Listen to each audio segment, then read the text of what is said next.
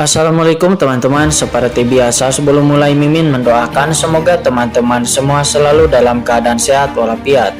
Oke, kali ini kita akan melanjutkan Martial Master versi novel bagian 1419.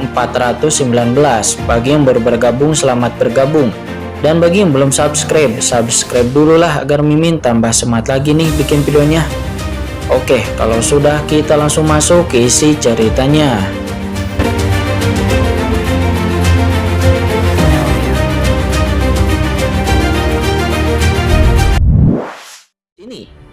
Mungkin benar-benar sangat jenius dan orang-orang ini mungkin benar-benar tidak berbohong. Apa-apaan ini? Kata Pangeran Mingye. Saat ini Pangeran Mingye juga tidak bisa menahan diri untuk tidak terlihat ngeri. Dia sebelumnya ingin menunggu sampai masalah di tanah lur kegelapan diselesaikan. Lalu dirinya akan menemukan Qin Chen dan lalu membunuhnya untuk mengambil buah suci kegelapan dari tangannya. Tetapi siapa sangka ternyata Qin Chen itu benar-benar dapat membunuh Pangeran Qilin. Untungnya Pangeran Mingye tidak terburu-buru mencari Qin Chen, karena jika tidak dia mungkin akan dalam bahaya. Karena jenius Qin Chen itu bahkan bisa membunuh Pangeran Qilin, yang sebenarnya Pangeran Qilin itu tidak lebih lemah daripada dirinya. Yang mulia Pangeran Qilin orang ini sangat kejam sehingga dia benar-benar membunuh Pangeran ke-18 hanya karena konflik kecil. Kami bersedia mengambil tindakan agar Pangeran Qilin membunuh pelaku kejahatan ini. Benua Heiyu ini didirikan oleh nenek moyang kita untuk memperkuat klan kegelapan kita. Orang ini melakukannya yang sebaliknya sangat pantas untuk mati. Ya, saya juga ingin meminta Pangeran Qilin untuk memberi perintah agar segera mengambil tindakan untuk membunuh binatang buas ini. Kami bersedia melakukan yang terbaik untuk Yang Mulia Pangeran Qilin, baik di depan maupun di belakang. Dan juga ada orang-orang yang rakus hidup dan takut mati. Mereka sebenarnya tidak menyelamatkan Yang Mulia Pangeran Qilin ke-18 waktu itu. Saya mengusulkan agar mereka kulit dan urat orang ini dikupas hingga tuntas, tulang mereka dipatahkan, dan abunya disebar untuk menghibur arwah Pangeran Qilin di surga. Banyak orang berbakat di sekitar yang bersemangat, karena ini adalah kesempatan bagus untuk berteman dengan Pangeran Qilin. Beberapa orang bahkan menyarankan agar para jenius ini juga dibunuh. Klan kegelapan bertarung secara tidak normal, dan semua orang sangat kejam. Mereka bertarung satu sama lain sampai mati. Itu normal, membunuh orang berbakat itu bukanlah apa-apa. Bahkan di benua Heiyu ini, klan kegelapan selalu bertarung satu sama lain. Belum lagi 3 kekuatan teratas di atas juga bertarung dari waktu ke waktu yang merupakan hal yang cukup lumrah. Yang Mulia Putra Mahkota, maafkan aku. Para jenius itu nampak gemetar dan mereka semua berlutut berteriak dengan ketakutan. Kamu adalah sekelompok sampah, kata Pangeran Mingye. Dia berjalan maju perlahan dengan ekspresi garang di wajahnya. Dia mengangkat telapak tangannya untuk membunuh orang di depannya untuk menjernihkan suasana dan menyenangkan hati Pangeran Qilin. Meskipun orang-orang ini jenius, kekuatan mereka jauh lebih rendah daripada keluarga Mingye. Bahkan jika mereka terbunuh, pihak lain tidak akan berani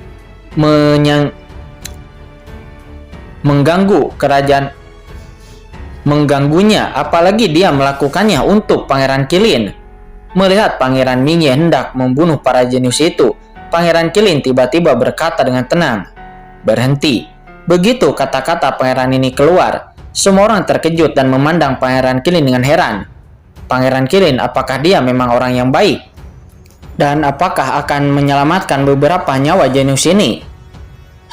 Yang Mulia akan mengunjungi puncak Tongtian ini secara langsung. Jadi tempat ini tidak boleh berlumuran darah. Semua orang harus bersiap untuk menyambutnya. Masalah lain harus didiskusikan setelah Yang Mulia datang. Kata Pangeran Qilin. Dia berkata dengan dingin menyampaikan beberapa berita, yang seketika berita itu pun mengejutkan semua orang. Yang Mulia ada di sini secara langsung. Mendengar ini, banyak orang jenius dan berkuasa yang hadir langsung terkejut. Di benua Heiyu, hanya ada satu orang yang berani dipanggil Yang Mulia. Dan itu bisa dipanggil sebagai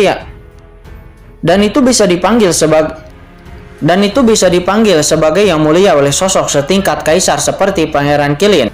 Yaitu hanyalah keturunan tanah suci Shikong, yaitu Shikong Junu.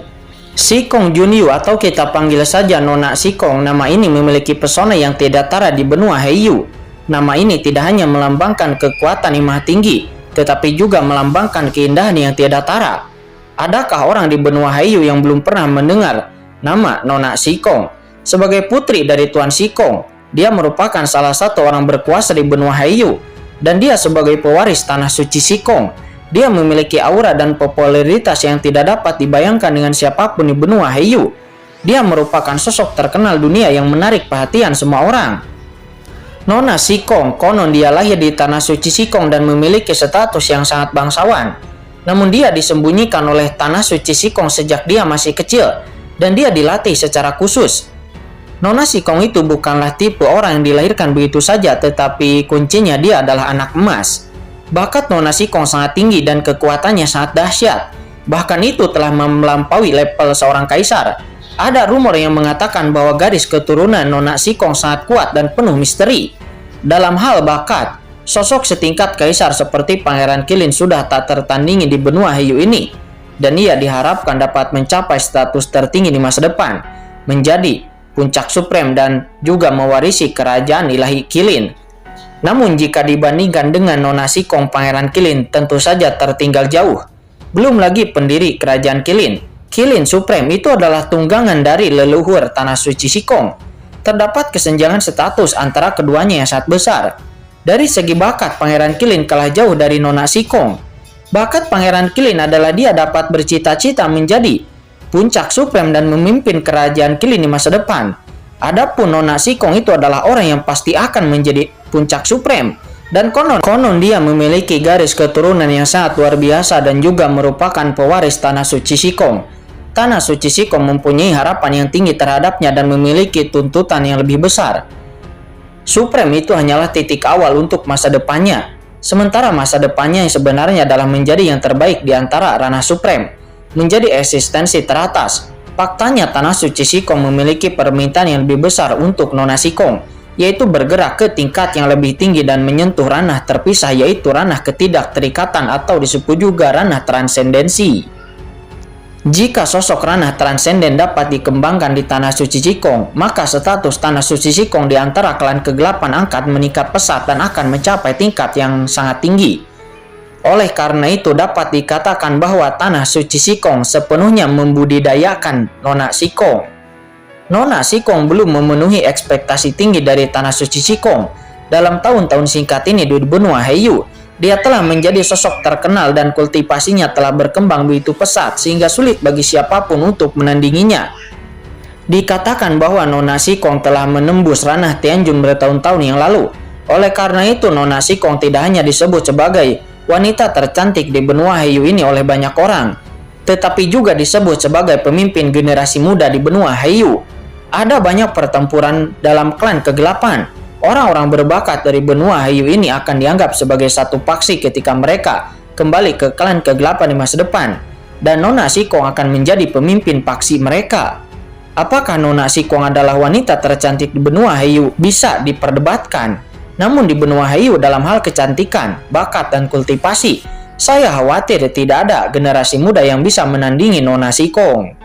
Nona Sikong memiliki reputasi yang sangat tinggi. Jadi ketika Pangeran Qilin memberikan berita seperti itu, segera seluruh puncak Tongtian semua orang yang di sana pun meledak dalam sekejap. Ketika banyak orang mendengar berita itu, mereka semua sangat gembira dan hampir menjadi gila karena bersemangat. Putri terhormat akan ada di sini secara langsung, dan saya akhirnya bisa melihat putri terhormat.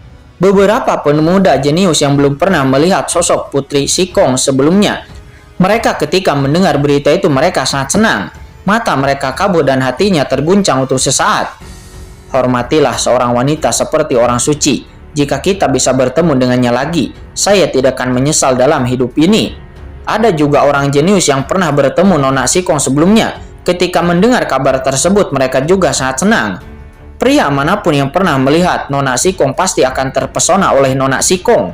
Mereka semua akan jatuh cinta pada pandangan pertama kepada Nona Sikong. Wanita seperti itu seharusnya tidak muncul di dunia panah ini sama sekali, dan mereka akan terobsesi dengannya siang dan malam. Karena ini adalah wanita yang dikenang dalam mimpi banyak orang. Dia suci dan mulia serta menarik perhatian semua orang. Tidak hanya beberapa pemuda jenius, tetapi juga beberapa orang kuat veteran juga ikut terpengaruh dan terobsesi dengan Nona Sikong. Tuan Sikong akan segera tiba. Ini bukan tempat yang baik untuk menimbulkan kejahatan di tempat ini sekarang. Mohon tunda semuanya untuk sementara waktu dan tunggu sampai Tuan Sikong tiba, kata Pangeran Kilin. Kata-katanya itu segera menarik perhatian semua orang. Wanita terhormat itu sangat luar biasa. Jika pembunuhan di sini terjadi, maka wanita terhormat pasti akan merasa tidak puas setelah wanita terhormat itu datang. Maka ini tidak akan bisa diterima oleh semua orang. Tindakan Pangeran Kilin pun segera mengejutkan semua orang. Tampaknya Pangeran Kilin mempunyai lamunan terhadap Nona Sikong ini. Jadi dia bersedia untuk tidak membalaskan dendam Pangeran Kilin ke-18. Rumor mengatakan bahwa Pangeran Kilin ke-18 dan Pangeran Kilin dirinya memiliki hubungan yang tidak dapat didamaikan karena mereka berdua lahir dari ibu yang sama. Dalam keadaan normal, dia tidak akan melakukan apapun ketika mengetahui bahwa saudaranya terbunuh. Tetapi sekarang dia bisa bahkan tidak melihat kemarahan di tubuhnya, dan dia benar-benar menyembunyikan kemarahan di dalam hatinya demi menghormati putri terhormat. Dan orang yang ada di sana pun bisa melihat ketegasan Pangeran Kilin. Meskipun kerajaan Kilin sangat kuat, namun hanya bawahan dari tanah suci Sikong. Tetapi jika Pangeran Kilin dapat disukai oleh Nona Sikong, maka Pangeran Kilin tidak hanya akan memiliki status yang sangat luar biasa, bahkan status kerajaan Kilin juga akan sangat dihargai. Yang mulia Pangeran Kilin benar, karena yang mulia ratu akan tiba. Sebaiknya kita mengatur puncak Tongtian dan mengadakan upacara penyambutan yang sangat megah. Ya benar, sebagai yang mulia Sikong, bahkan di hutan belantara ini, dia harus disambut dengan upacara yang paling bagus. Seseorang jenius dan berbakat semuanya mengangkat kepalanya dan berbicara, sangat ingin mengekspresikan dirinya. Karena tanah suci Sikong itu adalah salah satu kekuatan pengendali di benua Heiyu. Jika kamu bisa berteman dengan Nona Sikong, meskipun hanya meninggalkan kesan baik di hati Nona Sikong, maka itu sudah cukup untuk membuat hati semua orang berdebar-debar. Oleh karena itu, begitu usulan ini keluar, itu langsung menarik persetujuan dari banyak orang. Tidak sedikit orang yang ingin memanfaatkan kesempatan ini untuk tampil lebih baik. Kalau begitu, semuanya silahkan mulai menyiapkan, kata Pangeran Kilin. Akhirnya Pangeran Kilin pun membuat keputusan. Banyak orang jenius langsung merespon satu demi satu, dan seluruh puncak Tongtian pun langsung menjadi hidup. Kalian bersihkan setiap kerikil dan debu di puncak Tongtian ini, dan bersihkan semuanya. Jika tidak, maka kalian harus berhati-hati. Ketika banyak orang jenius mendekorasi puncak Tongtian itu, saat ini mata Pangeran Mingye menjadi dingin dan dia berkata dengan keras kepada para jenius itu. Karena orang-orang ini dia hampir saja kehilangan muka di depan Pangeran Kilin. Mendengar itu, para jenius ini merasa getir di dalam hatinya, namun mereka tidak berani melawan. Mereka pun segera berkemas dan hanya berdoa di dalam hati mereka, agar setelah mereka berperilaku lebih baik ini, Pangeran Mingye tidak akan kembali untuk menimbulkan masalah bagi mereka lagi dan tidak akan jadi untuk membunuh mereka. Segera banyak jenius dan orang kuat langsung mengambil tindakan satu demi satu, menggunakan kekuatan magis mereka. Semua jenis harta langka ditempatkan dalam pengaturan yang indah.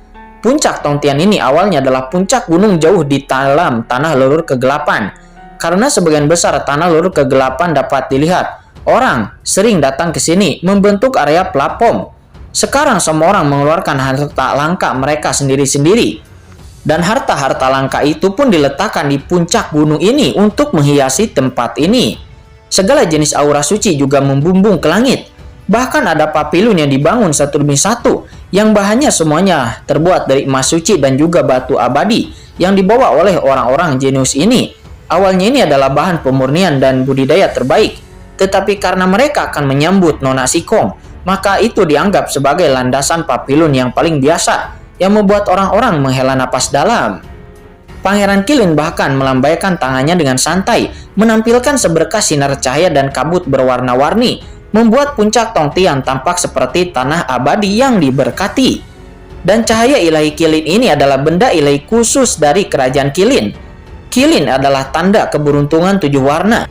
Kabut ini dulunya dimuntahkan oleh leluhur Kilin, dan itu berisi aturan tertinggi yang dapat dipahami oleh manusia. Jika mendapatkannya dari dunia luar, itu bisa dikatakan sebagai harta karun kelas atas. Namun Pangeran Kilin menganggapnya sebagai kostum di puncak Tongtian ini, dan bisa dikatakan bahwa Pangeran Kilin untuk melakukan ini dia telah menghabiskan banyak uang. Melihat ke arah makam darah Su Hua di puncak Tongtian, sebuah meja hitam sudah ditempatkan dengan beberapa buah suci dan bunga peri yang diletakkan di atasnya. Semuanya adalah benda luar biasa dan juga merupakan bahan terbaik. Bahkan dalam proses penataannya, Pangeran Mingye secara khusus menempatkan tempat khusus untuk Pangeran Qilin untuk bertugas di sebelah kursi Nona Sikong. Hanya Pangeran Qilin yang bisa menemani Dewi seperti Nona Sikong, kata Pangeran Mingye. Dia menyanjung sambil berpose. Sanjungan Pangeran Mingye yang disengaja membuat banyak raja dan juga para jenius lainnya yang hadir diam-diam saling memandang dengan ekspresi tidak menyenangkan di wajah mereka. Tetapi mereka tidak berbicara. Meskipun tindakan dari putra mahkota Mingye tampak terlalu menyanjung. Namun Anda seorang raja dan juga jenius setidaknya harus lebih berhati-hati. Jadi Anda tidak perlu melangkah terlalu jauh, bukan? Meskipun merasa tidak puas, semua orang tidak merasa tindakan Pangeran Mingye terlalu berlebihan. Lagi pula, meski setiap orang yang hadir memiliki status yang luar biasa, namun di antara para jenius dari segi kualifikasi, memang Kaisar Jenius Pangeran Qilin yang paling memenuhi syarat untuk mendampingi Nona Sikong. Terlebih lagi, Kerajaan Qilin adalah negara bawahan dari Tanah Suci Sikong. Secara alami terdapat orang-orang kuat yang hadir yang tidak lebih lemah daripada Pangeran Qilin dalam hal kultivasi. Namun Pangeran Qilin bahkan mengeluarkan cahaya ilahi Qilin. Bisa jadi melihat bahwa gerakannya pasti telah memenangkan kerajaan ilahi Qilin. Dan banyak juga orang yang telah mendengar rumor bahwa Kerajaan Qilin berniat untuk menikah dengan Tanah Suci Sikong. Kerajaan Qilin ingin mendedikasikan Pangeran Qilin kepada Nona Sikong dan menjadi anggota Tanah Suci Sikong. Rumor ini muncul begitu saja, namun ada alasannya. Karena ada rumor di Tanah Suci Sikong bahwa mereka ingin mewariskan ortodoks Tanah Suci Sikong kepada seorang wanita bernama Nona Sikong. Artinya, Nona Sikong tidak akan menikah dan akan mewarisi jubah dari pemimpin Tanah Suci Sikong. Hal ini membuat banyak orang berspekulasi bahwa kedepannya Nona Sikong akan menemukan talenta muda dari cabang Tanah Suci Sikong atau kekuatan di bawah yurisdiksi dari Tanah Suci Sikong sebagai pendamping. Karena bagaimanapun kekuatan di level yang sama dengan sekte Kaisar Shihen dan juga sekte Suci Lin Yuan tidak akan menikahkan para jenius terbaik mereka dengan Tanah Suci Sikong. Namun meskipun Pangeran Qilin harus mewarisi warisan dari Kerajaan Qilin, namun jika dia dapat menikahi Nona Sikong, maka itu akan menjadi kepentingan strategis Kerajaan Qilin, dan itu Kerajaan Qilin akan menjadi status yang lebih tinggi. Oleh karena itu, saat ini semua orang mulai berspekulasi bahwa Kerajaan Qilin bermaksud untuk menikahkan Pangeran Qilin dengan Nona Sikong. Faktanya ini bukanlah sebuah spekulasi. Hanya Pangeran Qilin yang mengetahui bahwa untuk masalah ini, leluhurnya bahkan membawanya ke markas Tanah Suci Sikong dan menyebutkan masalah ini kepada pejabat senior Tanah Suci Sikong dengan cara yang menyindir. Dan faktanya Pangeran Qilin sendiri juga sangat terobsesi dengan kecantikan dari Nona Sikong. Saat itu para pimpinan senior dari Tanah Suci Sikong telah mengutarakan pendiriannya karena Pangeran Qilin memang merupakan calon yang baik dan Pangeran Qilin juga seorang pemuda yang baik. Jika dia bisa dibina oleh Tanah Suci Sikong, maka prestasinya di masa depan akan sangat luar biasa. Namun Nona Sikong pada saat itu langsung menolaknya. Nona Sikong menolak dengan belak-belakan. Dia mengatakan bahwa masa depannya itu adalah untuk mencapai puncak ilmu bela diri. Dan dia tidak akan memperdulikan urusan pribadi apalagi untuk menikah. Mendengar penolakan itu pada saat itu, Tanah Suci Sikong tentu saja menghormati keinginan dari Nona Sikong karena Nona Sikong itu adalah keturunan dari leluhurnya. Namun setelah Pangeran Qilin ditolak waktu itu, Pangeran Qilin tidak berkecil hati. Dia merasa Nona Sikong tidak memahaminya. Dan jika ada peluang yang lebih baik, dia akan tampil lebih baik di hadapan Nona Sikong. Dan dia pasti akan bisa mendapatkan hati Nona Sikong. Karena Pangeran Qilin, dia sangat berbangga diri bahwa dirinya benar-benar luar biasa dan sangat jenius. Dan dia sangat percaya diri dapat menarik hati Nona Sikong. Itulah sebabnya Pangeran Qilin melakukan perjalanan khusus ke benua Heiyu ini. Di permukaan, Pangeran Qilin datang untuk meningkatkan kultivasinya dan juga memperluas wilayah klan kegelapannya. Tetapi nyatanya dia datang ke sini untuk Nona Sikong. Semua orang terus-menerus bergerak satu demi satu dan dalam waktu yang singkat, puncak Tongtian pun telah didekorasi dengan sangat indah. Dan sekarang puncak Tongtian semuanya sudah siap. dan tinggal menunggu kedatangan dari Nona Sikong. Sementara semua orang menunggu, Qin Chen dan rombongannya akhirnya tiba di makam darah Su Hua. Ini merasakan makam darah Su Hua di kejauhan, Pri Shen Wang dan yang lainnya diam-diam terkejut dengan ekspresi gembira di wajah mereka karena mereka merasakan aura tingkat tertinggi. Apakah ada makam ahli klan kegelapan setengah langkah supreme yang telah dihancurkan? Mata berapi-api Qin Chen mampu melihat realitas makam darah di depannya secara sekilas. Klan kegelapan memiliki kekuatan yang luar biasa. Anggota klan kegelapan, Gu Yi yang dibunuh Qin Chen di pintu masuk penyelidik tak terbatas itu berada di setengah langkah menuju ke ranah supreme. Tetapi dia memiliki kekuatan tingkat supreme. Klan kegelapan umumnya memiliki kekuatan lebih menakutkan daripada basis kultivasinya yang sebenarnya. Namun setengah langkah menuju supreme itu bukanlah apa-apa bagi Qin Chen. Satu-satunya hal yang disukai oleh Qin Chen adalah sumber kegelapan dalam diri anggota klan kegelapan itu. Namun ketika Qin Chen melihat makam darah yang hancur, ekspresi Qin Chen sedikit berubah. Ini adalah kekuatan reruntuhan itu terus menghilang ke dalam kehampaan. Itu jauh lebih aneh daripada aura supreme setengah langkah yang dia bunuh sebelumnya.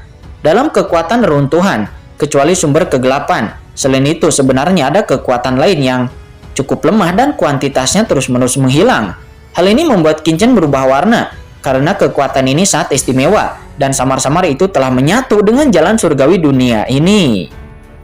Tidak, makam darah di tanah leluhur yang gelap ini bukanlah reruntuhan alami, kata Qin Chen. Dia melihat dengan seksama dan samar-samar Qin Chen melihat bahwa sepertinya ada kekuatan tersembunyi yang melonjak di makam darah ini.